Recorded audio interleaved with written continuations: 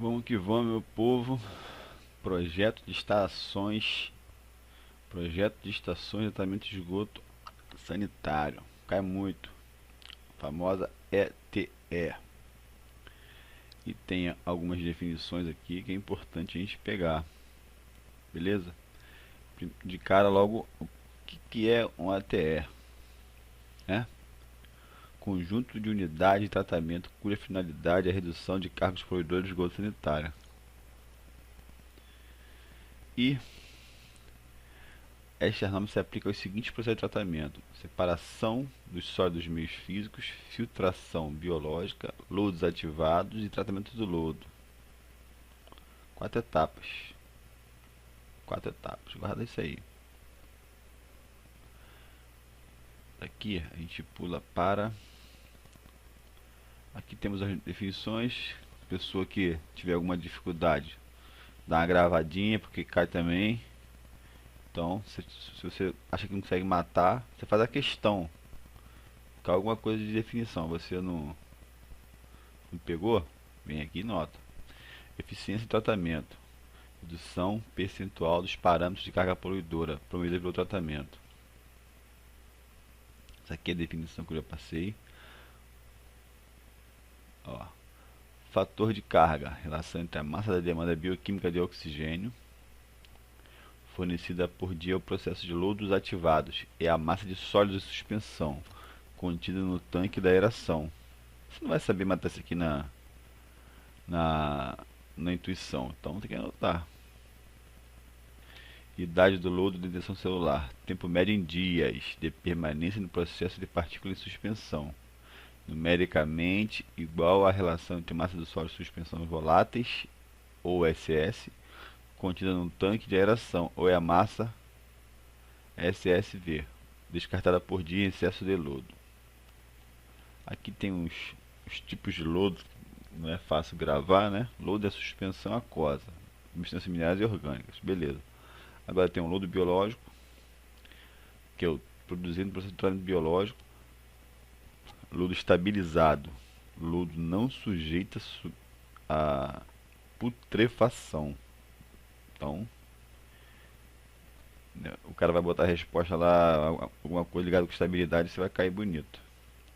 Lodo misto, mistura de lodo primário e lodo biológico. Lodo primário, lodo resultante da remoção de sólidos em suspensão do esgoto afluente AETE. Lodo primário, lodo resultante da remoção de sólidos em suspensão de esgoto afluente AETE. Lodo seco, lodo resultante em operação de desidratação. Operação unitária, procedimento que resulta da transformação física do esgoto ou da matéria residual resultante do tratamento. Aqui agora, a gente pula para cá, ó. Processo unitário, procedimento que resulta da transformação química ou biológica do esgoto ou matéria resultante do tratamento. Olha ali essa porra já. Processo de tratamento, conjunto de técnicas aplicadas em um AETE, compreendendo operações unitárias e processos unitários. Aí aqui tem bastante definição que não é fácil gravar, não é fácil saber também intuitivamente. Beleza? Que é esses nomes aqui, ó. Taxa de aplicação hidráulica, relação entre vazão afluente a uma unidade de tratamento, a área horizontal sobre a qual é distribuída. Taxa de aplicação de sólidos, relação entre a massa de sólido suspensão introduzida numa unidade de tratamento e a área sobre a qual é aplicada por unidade de tempo. Taxa de escoamento superficial, relação entre vazão do efluente líquido de uma unidade de tratamento e a área horizontal sobre a qual é distribuída. Ou seja, escoamento superficial, efluente líquido. Aplicação hidráulica afluente. Se você pegar uma coisinha aqui, você vai gravar afluente e efluente, diferença aqui para não perder. Taxa de utilização de substrato, relação entre a massa removida por dia no processo e a massa SSV contida no tanque da aeração. Tempo de detenção hidráulica, relação entre o volume último de uma unidade de tratamento e a vazão afluente.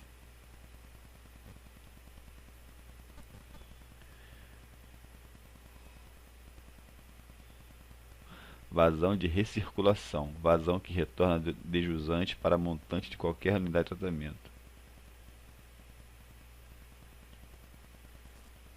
Agora aqui tem uma parte das atividades do projeto, que é bem intuitiva, não tem nada demais. Aqui tem critérios de exposições. Para dimensionamento das unidades de tratamento de órgãos auxiliares, os parâmetros básicos seguintes devem ser obtidos para diversas etapas do plano. A. Vazões afluentes máximas e mínimas, demanda bioquímica de oxigênio, demanda química do oxigênio. Sólidos de suspensão, o SS, né? Aí essa parte sempre costuma cair, onde tem essas coisinhas aqui. Então vamos lá.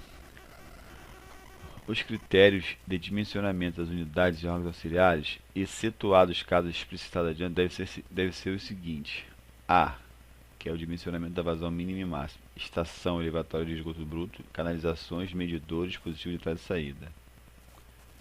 Dimensionamento para vazão média, todas as unidades de canalização precedidas de tanques de acumulação com descarga em regime de vazão constante. Deve ser prevista canalização de desvio IPS para isolar o ETE. Recomenda-se que as unidades de tratamento de ETE possuam um dispositivo que permite o seu isolamento. A gente pula para cá. As canalizações devem ser dimensionadas de modo a evitar deposição de sólidos em função das características do líquido transportado. No caso de canalizações de transporte de lodo, a velocidade de escoamento deve estar compreendida em 0,5 e 1,8. Isso aqui é questão, né? Questão clássica isso aqui. A velocidade de escoamento deve estar compreendida entre meio e 1,8 metros por segundo. O acesso às unidades deve ser fácil e adequado às condições de segurança e comunidade de operação. Escadas tipo marinheiro não são permitidas.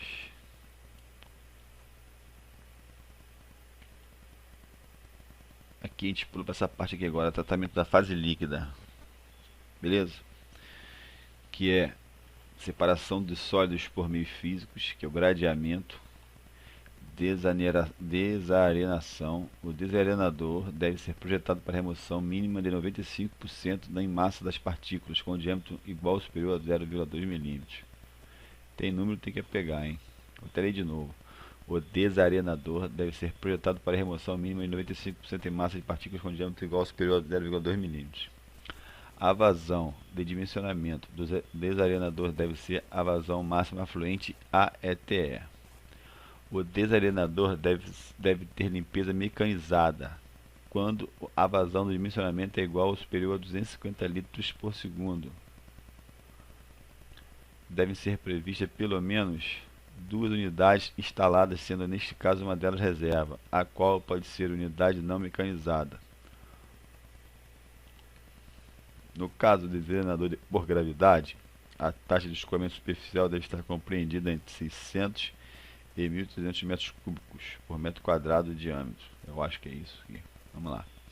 No caso de desarenador tipo canal, deve ser observada a seguinte...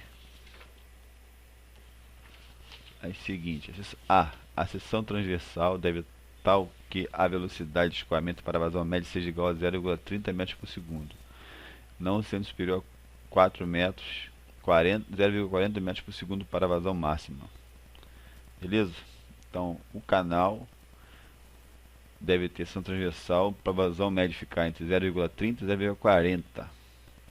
No fundo, ao longo do canal, deve ser previsto espaço para a acumulação de material sedimentado, com transversal mínima de 20 cm de profundidade por 20 cm de largura. No caso de limpeza manual, a largura mínima seja de 30.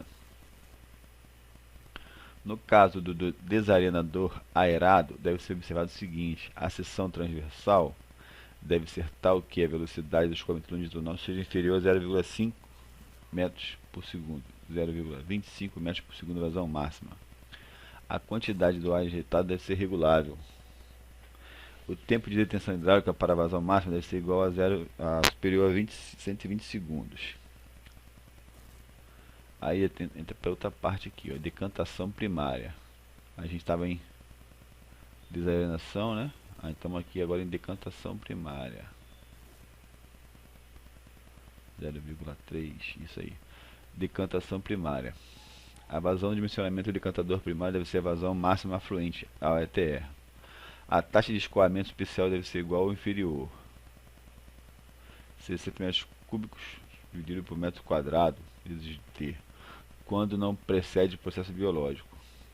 0,80 quando 80 metros cúbicos por metro quadrado quando precede processo biológico, filtração biológica. 120 quando precede processo de lodos ativados.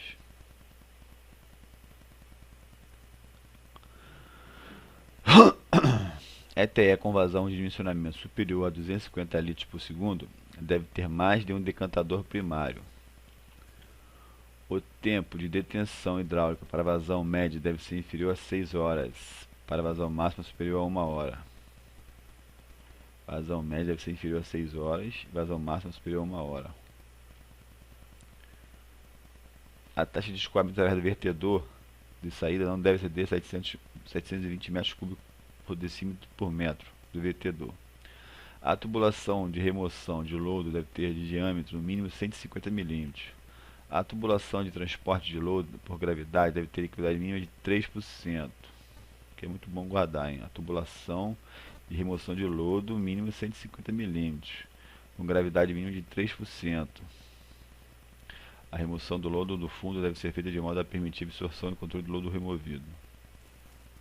O poço de acumulação de lodo no fundo do decantador deve ter parede com inclinação igual ou superior a 1,5 na vertical para 1 na horizontal, terminando a base inferior com a dimensão horizontal mínima de 60. O poço de acumulação do lodo deve ter parede de inclinação igual ou superior a 1,5 para 1 metro na horizontal, terminando com base inferior na dimensão horizontal mínima de 60, 0,60.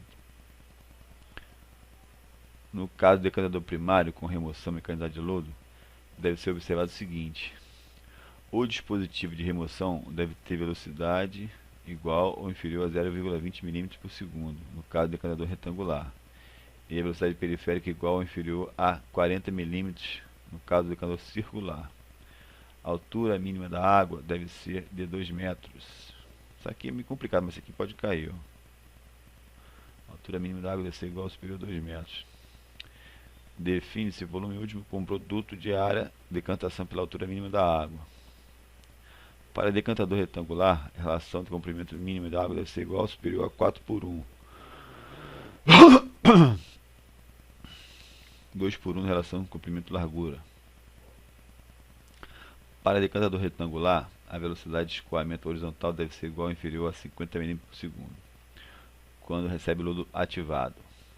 A velocidade deve ser igual a 20 mm por segundo. Agora, no caso do decantador primário sem remoção mecânica de lodo, aí tem os seguintes parâmetros aqui, ó: 50 centímetros, circular ao quadrado ou piramidal, paredes igual ou superior a 1,1, horizontal por 1, diâmetro ou diagonal não superior a 7 metros. Decantador pode ser retangular em planta, o lodo não superior a 5 metros, com descargas individuais. O lado não superior a 5 metros com descargas individuais. Carga hidrostática mínima para remoção do lodo igual a 5 vezes a peso da carga hidráulica, calculada para água não inferior a 1 metro. Já plana a parte que é muito blá blá blá, senão a gente não cai. Bastante número nessa norma, né, galera? A aplicação do esgoto em filtro biológico circular deve ser uniforme sobre a superfície do meio suporte através de distribuidor rotativo. Quando acionado pela reação dos jatos, o distribuidor deve ser projetado para partir de uma carga hidrostática de 0,60 centímetros e deve permanecer em movimento em carga mínima de 20 centímetros.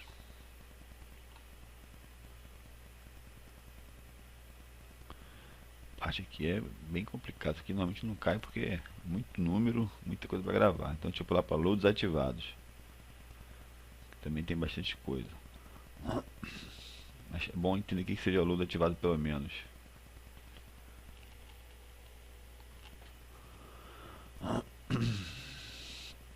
Lodos ativados. O tratamento por processo de lodos ativados deve preceder pela remoção de sólido grosseiro e areia, podendo ser precedido pela remoção de sólidos sedimentáveis. A vazão de dimensionamento para o processo de lodos ativado deve ser a vazão mediante a afluente AETE, não se incluindo a vazão de recirculação do lodo ativado. ETE com vazão afluente máxima superior a 250 litros por segundo deve ter mais de um tanque de aeração. Vamos gravar.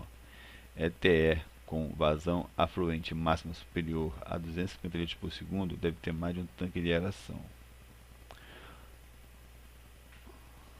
O dimensionamento do tanque de aeração deve ser efetuado por dois parâmetros seguintes: idade do lodo, relação alimento-microorganismo, taxa de utilização de substrato e fator de carga.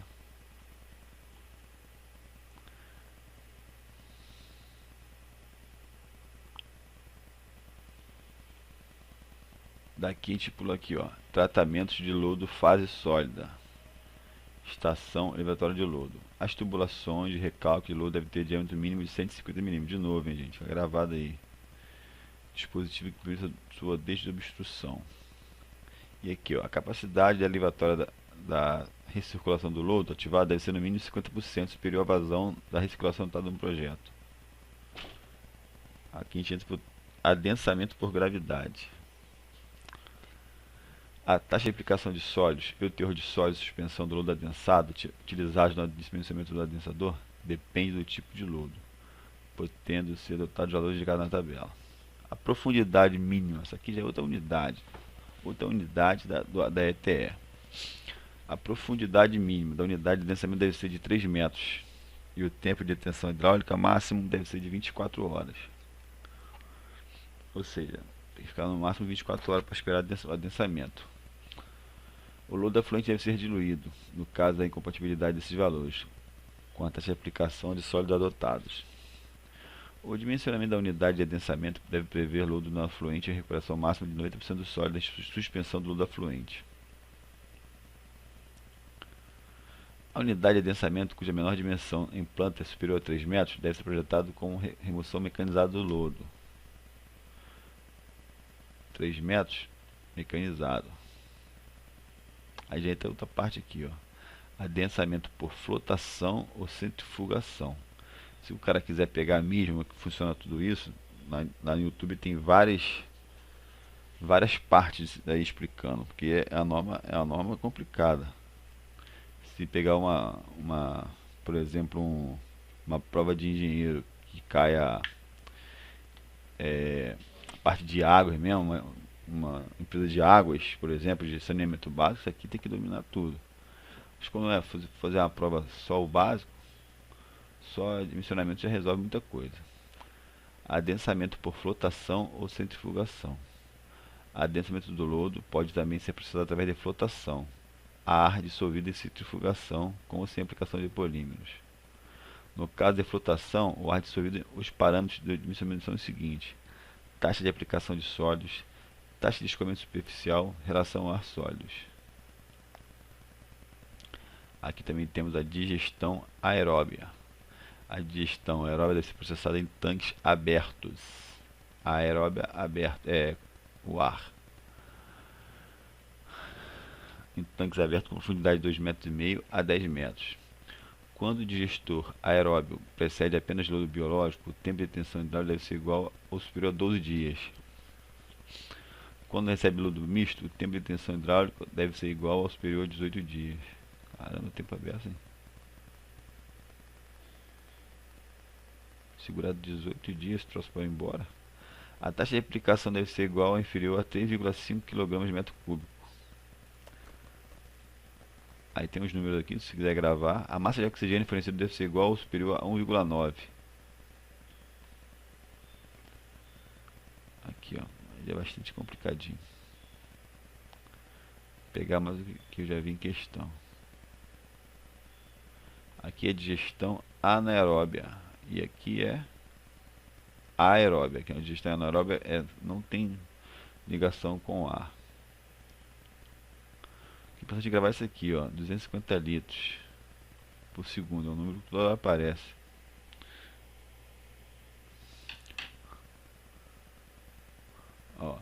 com vazão média fluente igual ou inferior a 20 litros por segundo, pode ter digestão anaeróbia e a decantação primária passa por mesma unidade.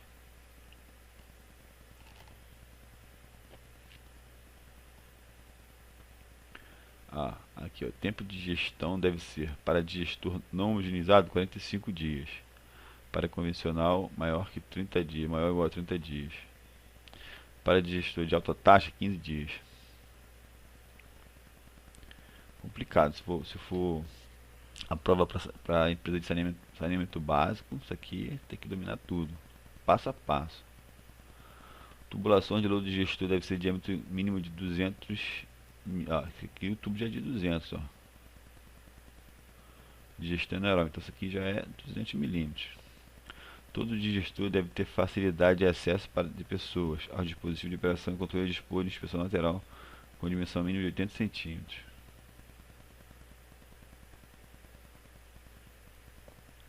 Aqui, ó, desidratação do lodo já é uma outra fase do trabalho. A desidratação do lodo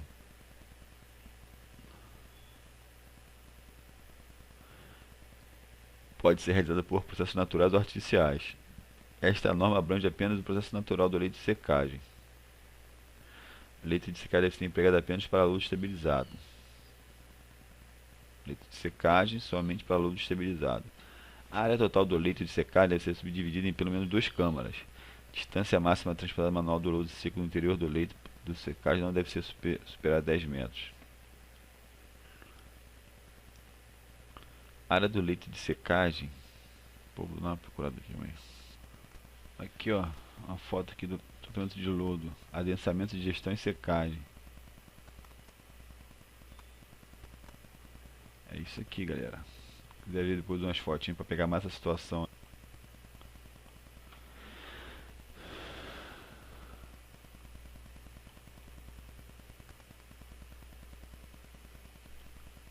Estamos na parte da desidratação do lodo ainda.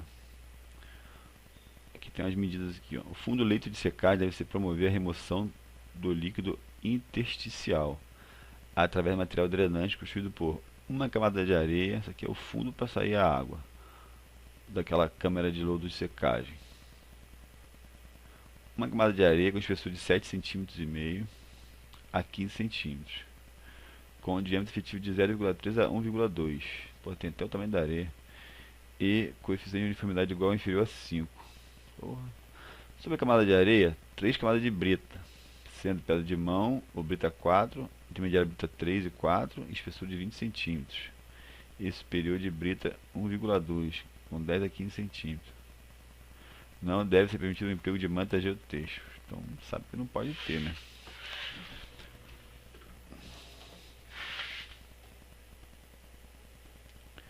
Sobre a camada de areia deve ser colocados tijolos recozidos ou outros elementos de material resistente à operação de remoção de lodo seco.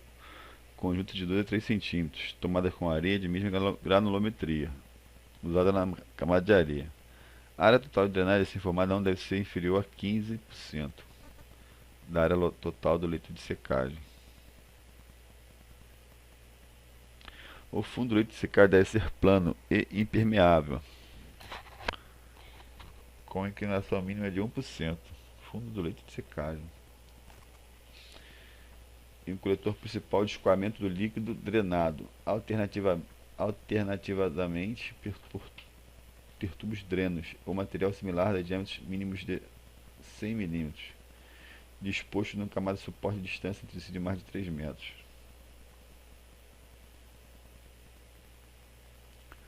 O dispositivo de entrada do leito de secagem deve permitir descarga em queda livre sobre placa de proteção superficial de camada e areia. A altura livre das paredes do leito de secagem acima da camada de areia deve ser de meio metro a 1 metro.